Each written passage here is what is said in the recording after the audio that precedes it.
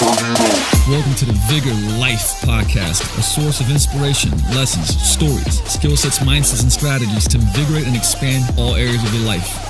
Let's go.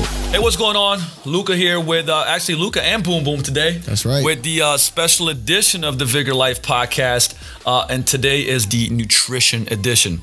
Why are we doing this? Well, check this out. I said this is not going to be, a straight up training nutrition podcast. I didn't want it to be that, but the reality is that is a lot of what we do. One, two, it's a lot of what we get asked about. The reality is that transformation and getting leaner and looking better and looking sexier and taking your clothes off and looking in the mirror and doing the double thumbs up is a lot of what people want. And on top of that, a huge part of it obviously is how you feel, how you perform, just how healthy you are. And maybe about 5-10 years ago I wouldn't give a shit about that, but today, even for myself, I care a lot about how I feel, perform, and just health in general. I know it's not the sexiest part of it, but once you start getting sick and feeling a certain way, you kind of take that shit more seriously, because let's be honest, you only you take things for granted a lot of times until they're not taken away from you. So today we got Cody on the show because Cody does a lot of the nutrition here at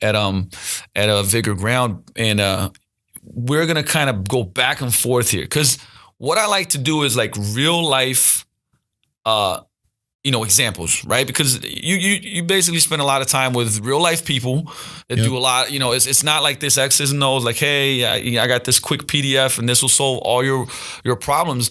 It's people with real lives, families, a lot of obstacles, a lot of things going on, and what we're going to talk about is what actually works. What actually works, and the thing is, what actually works is not one thing. It's a whole slew of things. And what I'm going to talk about today is some hacks that I actually got from Josh Hill, has been using a lot, and I love them. But I'm going to kind of throw the ball into your court first. And let's do the top 3 things that you see, the top 3 obstacles that you see with your clients, and the solutions in your mind. Because like I said, now we're coaching, Cody does about 80 semi-private sessions a week, but we're doing hundreds and hundreds of sessions a week as a team, which is thousands a month. That doesn't include, our team training and our small group training. So let's just say that we do a lot of stuff in real time. And, what are the top 3 that you'd say are the roadblocks for people to get over, and, the solutions that you see helping them the most? Man, I think right off the bat, number one is simply looking for that quick fix. Kind of like what you said, is we're setting up lifestyle plans, and everybody wants that one thing. And like you said, the reality of it's a combination of things. It's a combination of getting real food in your body on a consistent basis, not running for the Quest bars. And there's nothing wrong with eating a Quest bar here and there, but when people are surviving on these snack foods and stuff, it's just not good for us, right? And I know for a fact, for instance, cravings, most people come to me and they have these crazy cravings and they're binging on their diet, and I'll just go back to the basics and getting variety of whole foods, fruits, vegetables, real protein, things like that. Tell them to eat these fatty foods that are healthy fats, like fish and nuts and avocado and stuff like that. All of a sudden their cravings go away. Right. And it's that simple. So I think the biggest thing is looking for that quick fix. There's no magic pill. There's no magic superfood. Come on, there's no superfood that's going to lead to fat loss kind of stuff. Let's give that a sec. Let's give it a 4-second pause. I'm looking at the camera. Okay. There's no quick fixes. All right. We got that out the way. Now this is important, because here's the thing, right? And, man, I'm dropping actually a blog post that's talks about basically how diets actually essentially have created this obesity epidemic, and I want to kind of touch on that. Why, right? Because we live in this instant gratification society, right? And trust me, I'm part of this, right? One click buy Amazon crushes me. I don't know how much I spend on that shit. It's too much. Now you can, but you can call it. You can get next day delivery of this, that. Everything is now, right? And so basically, people, I think a lot of people are well, I want to just press the fat loss button. And it doesn't work like that. And in essence, because people want that, the market provides it, right? The market, let's look at like all the stuff that's out there, the infomercials, the stuff that's like promising 21-day detoxes, juice diets, like all this stuff, right? Yeah.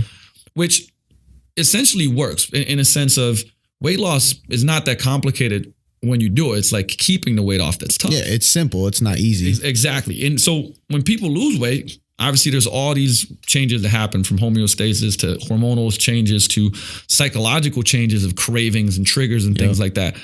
And it's very, very difficult to like go super hardcore into a diet and then maintain that. So then all these things happen, a cascade of things biologically, psychologically that make people eat more. Yeah. And because the metabolism slows down, people put on weight faster than they put on lean body mass. And then you get to a point where you kind of have this fat overshoot or this, weight loss overshoot. And of course there's frustration, and then frustration leads to what? I want to do the weight loss thing again. Yeah. Instant gratification. And then it becomes this cycle of, a metabolic adaptation. Some people call it metabolic damage, but, let's call it metabolic adaptation. And it becomes, every time you do this yo-yo up and down, it becomes harder and harder to, create that lifestyle change for good. Yeah. And it gets harder and harder each time to lose weight after that, right? Exactly. And I'm glad you made that point that, we start with these things where we're not going to talk about like, here's good and bad food. Actually, we'll talk about it, but we're not in a mindset of this is good food, this is bad food. Okay. Because that kind of creates a problem. Like Twinkies are bad. Are they? As long as you get those 80%, whole foods, non-processed foods that you love, not stuff you don't want to eat, like things you want to eat. You get that in, and then you get about 10% of foods that, you don't necessarily maybe love, but you like them and you need to get them in because of the nutrient part of it. And then 10-15%, you can just do whatever you want. Right. Right. And that's more realistic. And that's kind of like what we coach and what I know that Cody does that with a lot of his clients. I think that kind of leads me into when you said like, what are your top three? People want to be in a camp, right? And like, they always ask me is like, what diet are you about? Like, what do you do? Are you the IFWAM guy? Are you the paleo guy? Are you the low carb guy? And I'm like, I'm not any of those. I'm not in a camp because at the end of the day, it's like, I take a little bit of everything. I think paleo is great because it eliminates a lot of foods that my body personally doesn't like, but that doesn't mean I shouldn't eat bread or I shouldn't eat rice because the caveman didn't eat it, which that's up for debate on a whole nother topic. But at the end of the day, I think you can take a little bit of each one, learn from it. And then, like you said, as long as 80 to 90% of my diet is following real foods, I'm getting good nutrition that is going to fuel me right. You know what? Like I have a little something every day that fits into my diet. And I always talk about sushi and beer with my clients because that's my things. I love sushi and I love beer, and I should be able to incorporate those into my diet 10% of the time, at least, you know what I mean? And if you do that in moderation in the long run, you will lose more weight. Your hormonal profile and balance will be way better off. And I learned that big time doing that physique show. Is like, I went so hard into it, doing it the kind of old school way back when I went through that. That when I got done, man, I set off on a cruise the next day and I just binged like crazy, you know what I mean? And I just drank and ate whatever I wanted and I gained a ton of weight. And I mean, I'm not even going to get into what that did to my head, you know what I mean? Emotionally, mentally, yeah, and we talked about that. It's like you start kind of questioning yourself, like, what's going on? 100%. Like, yeah. And then it's like this whole battle of getting back. And because you had that body, you want to get back there. So it's like, okay, how hard am I going to go now? Oh, I went right back into just cutting carbs, cardio, you know what I mean? And then it took me a good month to reality check myself and be like, what are you doing right now? And then I started really diving into what you were saying, metabolic damage, metabolic adaptation. Like, what did I actually do to my body in that situation? And what's the right point? And that's when I was like, I'm going to set a goal for what I want to look like next year, not in 3 months. And then I slowed it down. And now I'm getting close to as lean as I was, but I'm eating twice as much. I feel good. I'm hitting PRs. You know, I have a photo shoot this weekend, and I'm literally still crushing weights and hitting PRs in the gym. I'm not dieting hard. I went and had sushi and beer with my dad this last weekend. You know what I mean? So it's about that balance, because it's a longer term plan, right? Exactly. What's really important to understand is not, is the psychological aspect. Not just it's not just you, there's nothing wrong with you. This is just how we're built. When you take, when you start dieting and cutting calories significantly, we're not even just talking about carbs, just calories, period. there's all these things that trigger inside of our body. Like, and, you know, because it's for homeostasis, like we're built for survival, right? So we're actually predisposed to put on fat way better than we are to cut weight. And the reward system kicks in. So like when you're cutting out foods and you're cutting out calories, the brain like puts a higher reward on foods that have high calories, obviously are sweet or triggering. So that's why when you go like, I don't know why I can't resist this stuff. Well, a lot of it is because that's one of them. And the other thing is too, when somebody, what happens when somebody tells you you can't have something? Oh, you want it. You want it more. Yeah. Right. So you'd see, I mean, there's this crazy study that was done with, I got to bring this study up because it's so fascinating. It was people that they brought in people and it was split between dieters and non-dieters, and they gave them one group they gave a small like just a small shake. It was a milkshake, right? Mm-hmm. And in one group they get a really big milkshake. So the group that had a small milkshake, then they did these cookie tasting, right? Now nobody knew what was really going on. They were just like, hey, would you rate these cookies by taste? And the group that had a small shake ate more cookies, right? The group that had a big shake kind of just nibbled on the cookies, right? To give their feedback. Right. Which is, I mean, everybody kind of could get that that's the case, right? Yeah. Now, the dieters had the big shake and went and binged anyways, which is crazy. Think about that, right? It's because they were so restricted of like what I can and cannot do that they just went like gung ho. Yeah. Right. And that's essentially what happens is like, hey, you can't have this. And then it becomes this very like black and white and like a thin line where you get off the diet, right? Quote unquote. Right. So then you're like, fuck it. I messed up. So I might as well, today's a blank, because it's not like there's no in between. It's like I was right or I was wrong, right? It was good or it was bad. So I got off the diet. So it doesn't matter. Today's gone. Right. Yeah. And then I'm going to just do whatever today and then start over again. And the thing is, it's almost like you have so little leeway. Then if you mess up, you feel like you're a failure and you got to start again. You're not right. So it's this huge cycle that's so, I think it starts, the foundation is definitely psychological, and it's beyond just like, hey, just you as a human being. Is just like us, you know, as a race. And I mean, as humans, what happens to us, psychologically. So I kind of want to just throw in there because I thought it was a great study. And that made me think about too, something I heard Lane Norton say the other day, just like great advice. And this is what I tell my clients too. And I agree with him 100%, is he gets the best results out of his clients that are 90% on point 100% of the time versus his clients that are 100% on point 90% of the time, right? Yes. And I've read other studies too that like do similar stuff where it's like they would literally let people have Diet Coke on their diet, and then they would tell people they couldn't have any artificial sweeteners. The weight loss was the same, but they would come visit those clients 6 months later, and the people who couldn't have the Diet Coke ended up having way more weight regain because they wanted to have all these sugars that they weren't allowed to have. And it was a fake sugar too. And that's what's crazy but it all comes back to restricting, right? It's that feeling, right? Because it's the feeling of, if you're like, I can have it. And I'm sure you've experienced this too, right? Just personally, like I know I can have it and then I'm not stressed about it. But if it's like, you cannot have this, right? If you have this, like it's bad. Yeah. Automatically, it creates this insane type of pressure, right? I mean, it's like the pressure cooker. And, you got clients that are already like overwhelmed with just, the whole losing weight, family, work, training, like what's a good and bad food. There's so much information. And then, even if you are like, for instance, training here at Vigor, you're still watching stuff, right? If you haven't been here for a while, people are watching TV to hear somebody else say it. Like how many times has somebody come to you? Actually, on a stop there and say, how many times has somebody come to you and went like, hey, Cody, I know you told me that, but I saw this. Oh, too much. Like all the time, right? Right? It's all the time. So there's like, but I know, but General Michael said it, or some celebrity said it, right? They said, you got to just cut out all your sugars for like 30 days. And it's like, should I be doing that? Right. And then it's like, obviously that's on us to educate, like with science-based facts versus like, somebody that has just came out with a book and a celebrity said it. Right. And I think that's what's really important, is that the conversations that we're having and what we follow here is science-based, proven in the real world with real people. Exactly. And I think at the end of the day, it really is. And it's funny because we talk about like fad diets, like you just brought up, Jillian Michaels or whatever. And all those fad diets are literally just ways to trick you into less calories, right? Because at the end of the day, weight loss is calories in versus calories out. So when I get somebody and they're like, all right, I really want to start focusing on macronutrients and what I'm eating. So should I be low carb? Should I be higher fat, low fat? How much protein? The first question is, I was like, what do you find yourself craving?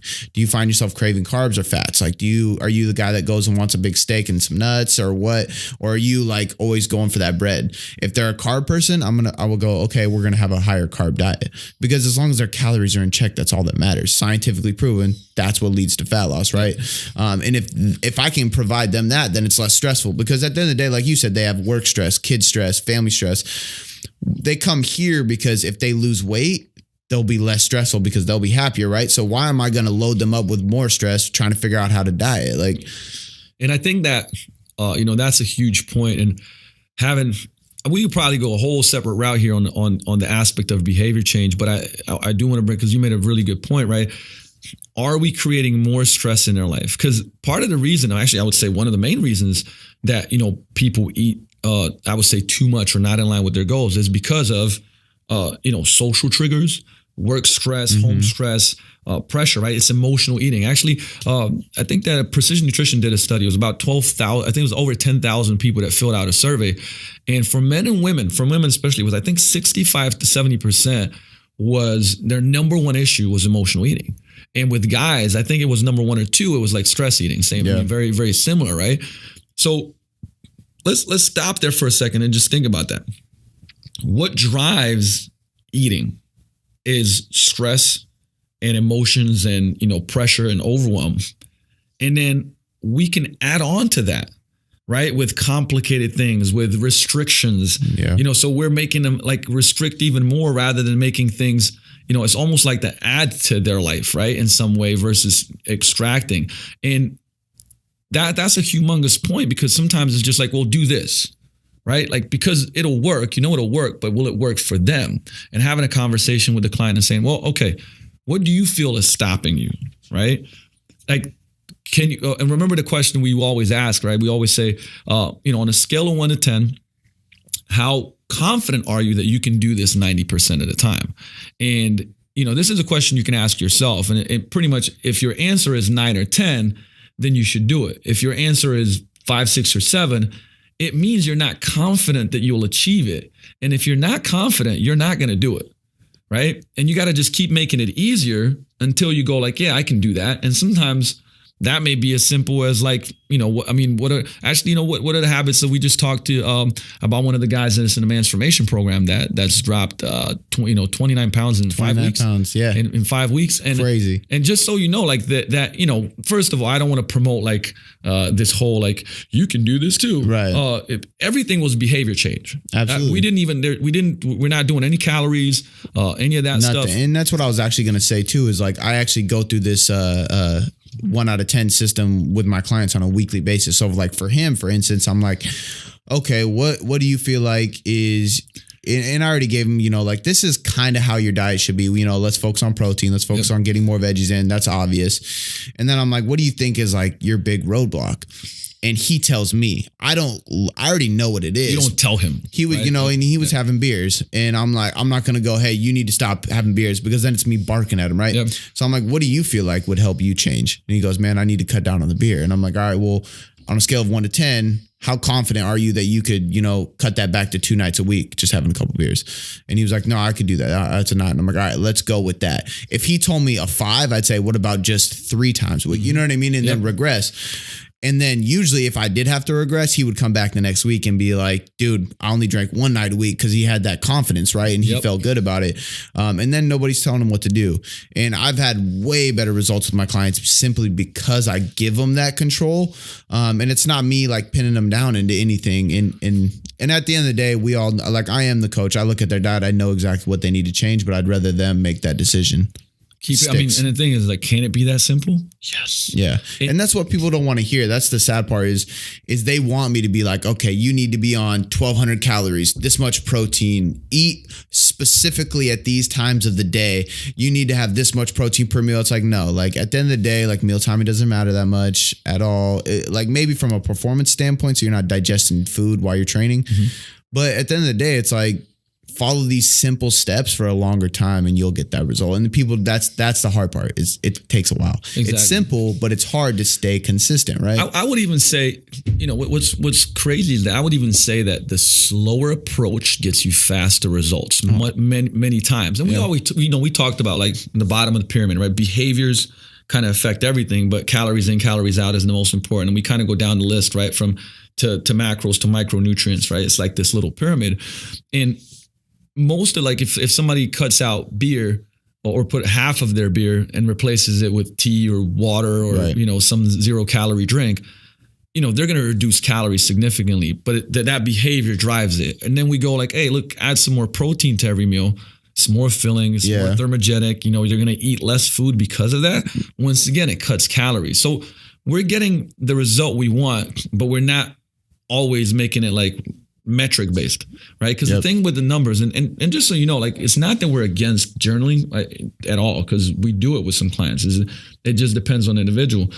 What happens, like, sometimes the problem with it is that, if you say, hey, 1,600 calories, this and that, and if people hit 1,510, right, and something's off, it's like, right? Same thing. It comes back to this good and bad, where a lot of I think that the biggest power in tracking through things like MyFitnessPal, My Macros Plus is the awareness, right? It's the journaling, to where they can give it to you and you look at it and like go like, they might be 150 calories plus minus whatever. And you go like, man, great job. Like, your breakfast has been awesome, right? You've been doing a great job with that. And then just shining the light on the positive, right? Praise, correct, praise. And then going like, hey, what happens here for lunch? It's like, well, it's always this. Okay, what are some things do you feel like you could do?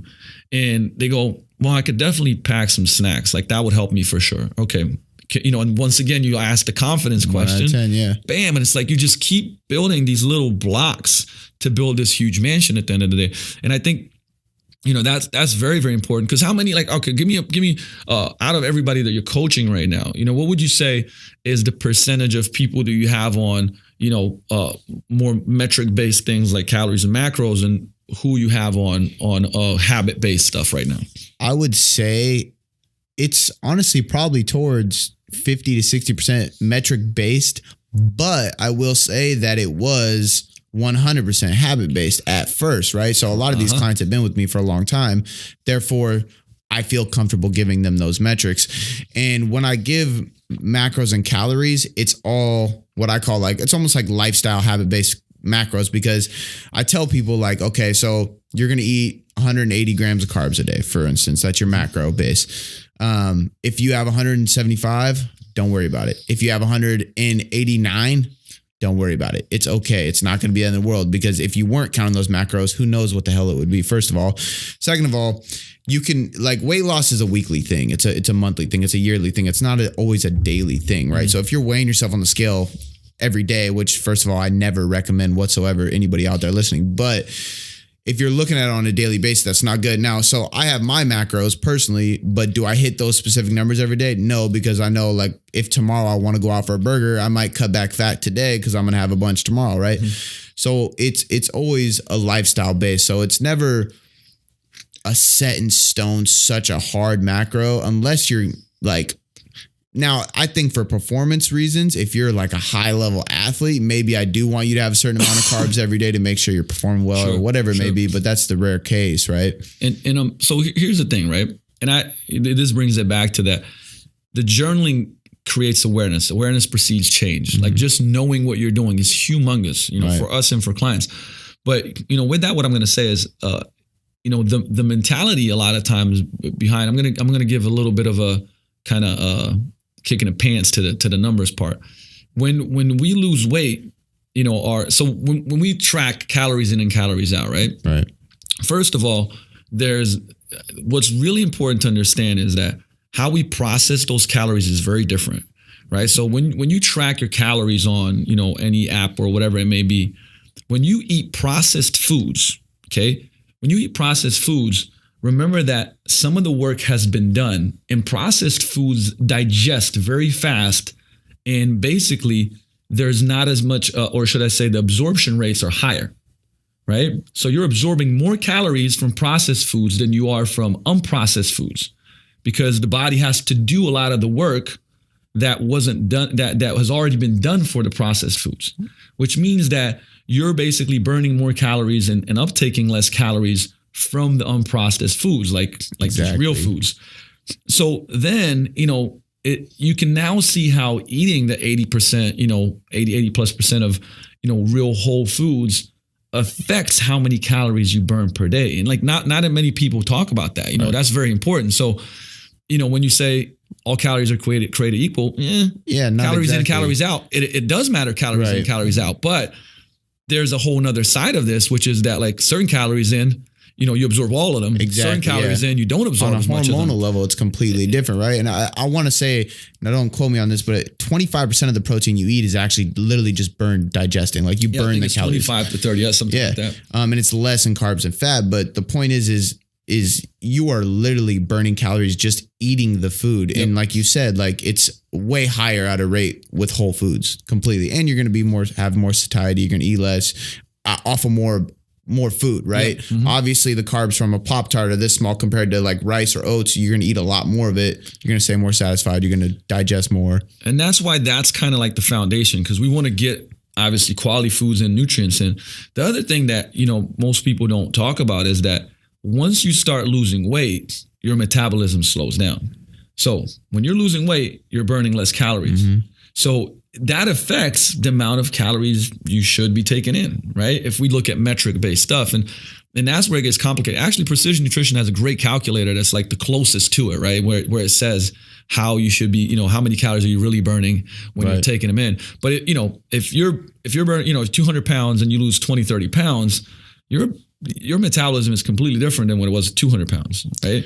So those are all things that go into it, and why sometimes, because of people having different histories of dieting and health and genetics and all that stuff, you see so much variance in, weight loss and what's happening. And people go like, well, but why is, Sally Sue like losing so much weight and I'm not, and I think this is where it's very, very, very important to come back to the behavior outcome versus just the end outcome. Like, I want to lose 50 pounds, but it's like, okay, what behaviors is it going to take to change to get there?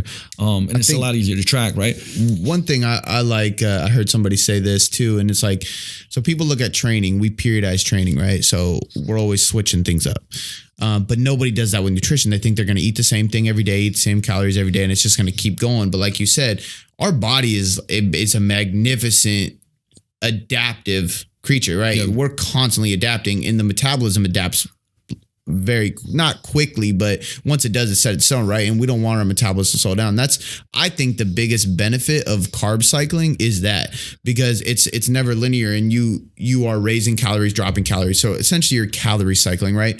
But it doesn't give your body the chance to adapt so quickly. And I mean, that's the science behind like refeeds and cheat meals, which I'll tell you what, one of the biggest, and that could go to one of my top three, one of the biggest mistakes, I think, and one of the biggest changes I made for a positive is taking away my cheat meals, which were never a cheat meal. It always became a cheat day. And then the next day I felt like shit mentally, emotionally, and then I'd probably cheated again, right?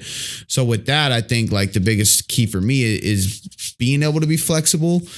And obviously if I cycle people's calories up and down on a daily basis, like, oh, it's your heavy training day, like it's a higher carb day, but really it's just a way to keep their metabolism guessing constantly. So we don't have to worry about that slowdown, right? So because that's more of think about it. Just if you look at the long term, how does it sound to you? It's like, I have a cheat day. Yeah, you shouldn't cheat on anything. Cheating is not right. It's like, well, for the next 20 years, I have a cheat day. No, it's just like, it's just the way I eat. And you can go, hey, look, I like these foods. Usually on Fridays, I go to the movies and have popcorn and Reese's Pieces in them. I actually do that. If you think it's weird, fuck it. Like, I enjoy that. So, but the point is that that's just the way I live, right? And you don't have these constraints. And I always like to. But if you were eating that, let's say, and this is my example with the pancakes. If you're from around here, you know us. Me and Theo get Geraldine's pancakes all the time, right? Like, that's our thing. And back in the day, I would go on my cheat day and I would probably and I'm not exaggerating, no shit, I would probably order 10 pancakes and I would smash them. And I could do that still right now.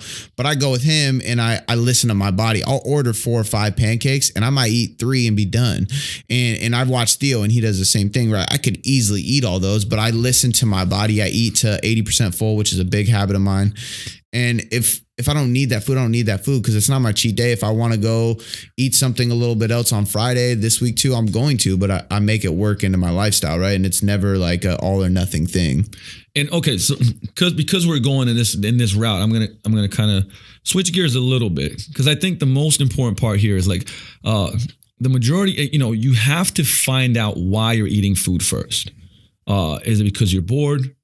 Is it because you're stressed out? Is it because, there's something triggering you? Is it because of your own thoughts about yourself, right? So there's like, when we do the nutrition seminars, we always talk about this because it's like this very X's and O's based thing that ends up always coming up. And it's like, well, how come that no matter what, strategy you're looking at, the same thing keeps repeating itself. And I think that, one of the things that we do, and I don't want to necessarily call it lifestyle coaching. We just have the skill sets to work and help people overcome obstacles, that are self-based and stuff like that.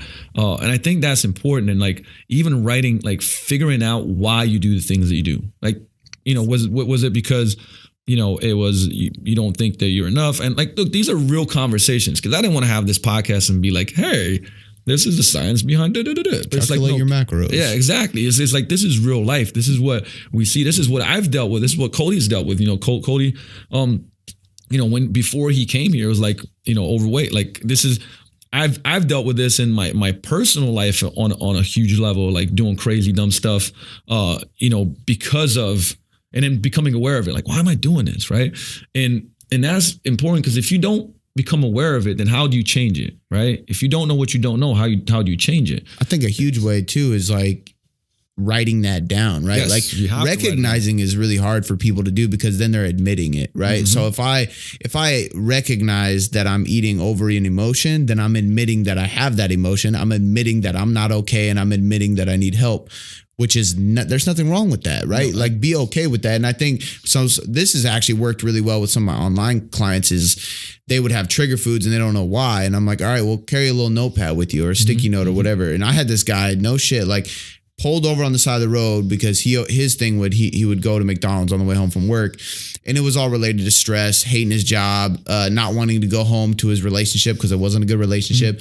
But he stopped, pulled over, wrote down like these feelings, and he literally was like, I'm not going to go, like McDonald's isn't going to like resolve that issue. But he didn't know that until he wrote those things down and it changed. Wow. I mean, and that's a great example, man, like because you have to, and those things are painful. Like first of all, right, this is the reason why most people don't talk about it because it's easier to say, well, you got to eat this and that, the good food, bad food, this, that, and the other. But it's hard to say like, hey, I'm really not in a good place in my life right now. And food is, something that makes me feel better very temporarily. Like sugar makes me feel better. And, we could go back. Why do we like sugars from, being breastfed, sugars from breastfeeding when we were young? What happened when you fell, right? You fell on the ground and scraped yourself. And mom was like, hey, come here. Let me give you some candy. Oh, candy. I feel better. Exactly. Yeah. There's all these neurological, connections that we have to food and why we reach to certain things. And, everybody has kind of like their own path, but the reality is a lot of times it's like, man, think about this. You get pissed off, call a friend, go have some wine, eat a bunch of food. You feel better. Wait, feel better temporarily, right? Next morning you wake up, feel like shit. You judge yourself, right? You beat yourself up for, oh, you're wrong. Like you shouldn't have done that. And this cycle tends to continue. And like our goal is to break that cycle first, and figure it out versus being, because I'll raise my hand and say that I was this guy 5-6 years ago, where it's like, I thought I knew all this stuff about nutrition and give people plans. Some people get great results, some wouldn't. And then I judge those people and go like, well, they're wrong. Why don't they just do this shit? Yeah. And, not realizing in my own life, I was doing a lot of the same shit, just not with nutrition, but it was just other stuff.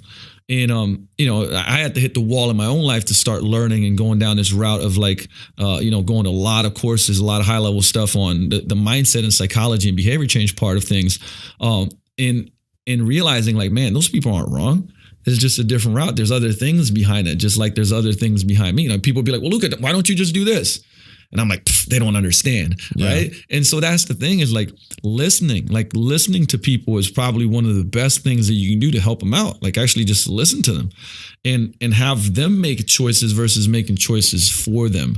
Right. But it does take, if you really want to change the way that you live, I think a huge part of it, actually, I think the most important part of it is finding out why you do the things that you do and become aware of those things and like face the truth head on. And it hurts, but once you do that, then you can really start doing the how to, right? It's like, first you got to tell the truth to yourself. Forget about like telling me or Cody. You got to tell it to yourself. Like you got to be like, you know what? I got a problem, and like Cody said earlier, I think in this day and age, we're very, very, I think both ways, but for guys especially, it's like, well, if I say that I have a problem, I need help. Well, I'm weak. Weakness is not okay, and I should not expose my weakness. And that's bullshit, man. It's bullshit because the thing is, it takes courage and to be vulnerable. It takes courage to ask for help. And everybody needs help in some sort of area. And like, for the last 7-8 years, I've been reaching out to coaches in all sorts of areas. Yeah. And for, last 2 years, I would hate to admit that like my personal life has any problems, because I'm Luka or whatever, they've done that stupid like ego shit, whatever, until, I hit the wall so hard that I was like, man, I needed to surrender to that. I needed to be like, you know what? I need help. It's when I went to Wake Up Warrior, and it was the best thing that ever happened to me as far as like just telling that truth to myself and going, and it's changed a lot, right? I'm so aware of it. And I think that, we talk about nutrition, but you kind of see like we can't go without talking about life and who you are. You're unique. You're everything about you is special. And there is no judgment to like where you are right now. Is just like tell the truth and then be able to change. Yeah. And I think the biggest thing that I've learned from that is that it's okay to ask for help. Right. And I mean, to relate this to nutrition and training, like Precision Nutrition actually did a study, and I mean, it's sad because the guys failed on this one, but it's an ego thing for sure. And I can easily admit that I've fallen into this quite a bit in the past. The rate that females had, like as far as results, was much higher because men would not drop their ego and ask for help from a trainer. They didn't want to have training. They didn't want to have nutrition because, I could do this shit myself, right? And a female would go seek that help. Mm-hmm. Well, I don't know what that is. It's probably some psychological stuff that I don't know. But the point is it's okay to ask for help. And the people that ask for help become more successful and become happier. And there's nothing wrong with that. I'm going to, you know what? It's important that I just smashed the mic. Oh, well, I'm sorry about that. if your eardrop got smashed. But, the thing with men, I do want to bring it up is because a lot of times how we're raised, and it is that men are supposed to be strong. And what strength is related to is like, when you hurt, don't show it. When it's tough, go through it. And there's this kind of like misconception about what that means. Cause like, showing emotion, being vulnerable, asking for help has nothing to do with not being strong. But we put these things in pockets. And I think that's a humongous thing. Like even nowadays, I mean, think about it, right? Yeah. It's so hard for somebody to go like, hey, like, I don't know, like even to go like, I don't know how to do that. Right. And I promise you I know more than I ever have. I feel like I don't know shit right now, which is why you still see me traveling every couple of weeks, going to courses and seminars and asking people. And it's the best thing ever. Like curiosity drives that. And like one of the things that we can help instill in our clients is curiosity. Yeah. Cause I love it. I mean, I know you love it. I know you love it when people go like, but Cody, what about blah, blah, blah, right? And you go like, well, you get to share your knowledge. You get to share this and coach them and teach them this stuff. And then they go like, wow, okay. Because this is important. We want to empower our clients. Yeah. We don't want it to like, you can't do this without us. No, we want you to be able to do this without us. Then you can help your kids, your family. I think that from like a trainer, like a business side of things, that's where a lot of trainers go wrong, is like they only want to give so much because they want to make money, obviously, but they want to keep you here, so they keep making money, right? And I actually I tell this to everybody, but this one lady I sat down with actually like kind of shocked. We ran a 12-week program, so we're getting these people in.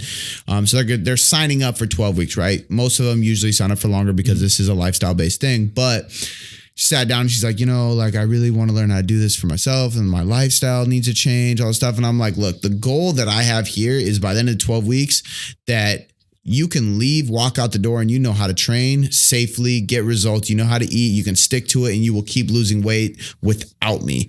And she was like shocked. Like, what? Like, you want to do what? And I'm like, I want to teach you how to do this shit, because that's actually what a trainer's job is, right? Is to educate the client on how to do this for themselves.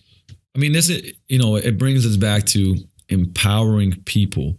And the reality is that, like, what happens when you're getting a lot of value and somebody's helping you become a better person? Do you want to leave that? No, not at all. No, not at all. Like, never, you know what I mean? But it's you just want to learn more. You don't get better. You don't ever. But it's like, if you feel dependent on somebody, it's like the drug, right? I mean, I hate that feeling, right? And so the power of choice and showing people, like, look, at any point in time, you make whatever, like, everything in your life, where you are in your life is a result of all the choices you did or didn't make.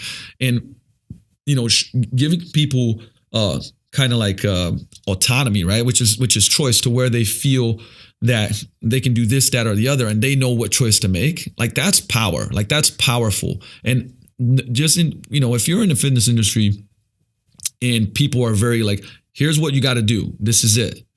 And they just kind of have like, well, okay, black and white. If I don't do this, then what? What happens, right? So, oh no, I got to come to you. I got to get to you. I got to call you up and be like, hey, it says it didn't say how many reps to do. Like, what should I do? I just didn't do the workout. Like, that's not empowering. Yeah. And empowering is like people going. I mean, we get clients from on the road going like, hey, I just did some hurricanes. Like, I did some sprints up the hill and this, that, and the other. And like, we didn't tell them, didn't even write out the program sometimes. They're like, well, this gym only had like up to 40 pounds on the dumbbells. So I did the complexes that you taught me. Yeah. Oh man, 15 minutes, I was smoked. I mean, this is the stuff that, like, I was on the road and like, I couldn't get anything to eat, but then I saw some nuts and jerky, like, and they know what to do. They're empowered. I mean, that's when I start going like, yes, like, this is what we're doing. This is what we're talking about. And, I think that ultimately kind of is what coaching and teaching is, right? It's like, it's Martin Rooney always says, like, they're not, they're not members, right? They're clients, because client, one, means under someone's care, but two, they're students. Yeah. Right? They're students, and we're helping them, learn this so that they can share it with their kids and lead the way with their family and everything else. And I think once they learn that, it's about just remaining in that community and that atmosphere to keep them consistent with it, right? So I know for me personally, like, I know exactly what to do, but if I wasn't here with you all the time, I wouldn't be as diligent about doing those things, because it rubs off on me, right? It's that atmosphere that I'm constantly in that makes me want to stick to it. It makes me want to continually get better and make those better choices. I agree 100. I mean, like, the environment and the community, and this, this can be good or bad, right? We talk about, one of the things we talk to clients about is like the environment. Where do they eat, right? So it's at work a lot of times, like, people are bringing in donuts and all this food and making me feel bad, right? But it's like, hey, could you go down the street to a cafe with a salad? Yeah, I could do that, right? It's like they can change the environment. Like, is it a negative environment where like people are stressing them out all the time? Can you change it? Or maybe how can you make it a little bit better? It's like, but what if you're around like people that are, always going for hikes? And it's like, okay, let me join you. Wow, that was cool. That was hard, but it's cool, right? You can change an environment, and environment helps you change your life. And, we've all heard that like you are who you surround yourself with and stuff like that. But that's part of, I think, a huge pull of obviously this community is that there's stuff that we don't, it's like a movement. You can start a movement, but you can't control a movement. And I think that, with Vigor, what we've done is like start a movement, because a lot of folks that come here, they'll do stuff outside of here, and it'll be, going to eat food and going to train and going to do other stuff together. And like, there's nothing better than that. Yeah. Right? You know what? Like, I actually had this happen the other day. I have a client that, like, literally, joined Weight Watchers, and she was like, hey, I just want to let you know, like, I joined Weight Watchers. And I was like, dude, that's fucking great. And she was like, I'm still actually following your diet and I don't do what they tell me to do, which she told me afterwards. I was like, oh, okay, cool. Like, I recommend the habits that I'm giving you anyway. But she was like, but these ladies, like, they get it. They've been through what I'm through, and it's somewhere it's close to my work. Like, I can go there and I just weigh in once a week and I talk to these ladies and I leave, and it makes me feel good. And I'm like, that is awesome. Like, do that. And I can't tell you how many times people have told me, like you said, they like, I'm at work and there's donuts, there's all this stuff here. And they were like, if I wasn't going to come train at Vigor tonight, like I would have ate those, but I knew it would mess up my workout and I wouldn't perform as well. And I really wanted to like crush today's warrior with everybody. And again, it's community, it's atmosphere, it's environment. And it really is, man. It's everything that's around you. What? That's great, man, because it's too like, you didn't make her feel bad about that. Cause how many times it's like, no, but don't you know that Weight Watchers, like they do this and that and the other, right?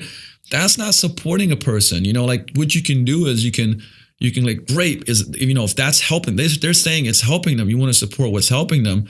And they also get the part that like, no, I'm following what you're doing.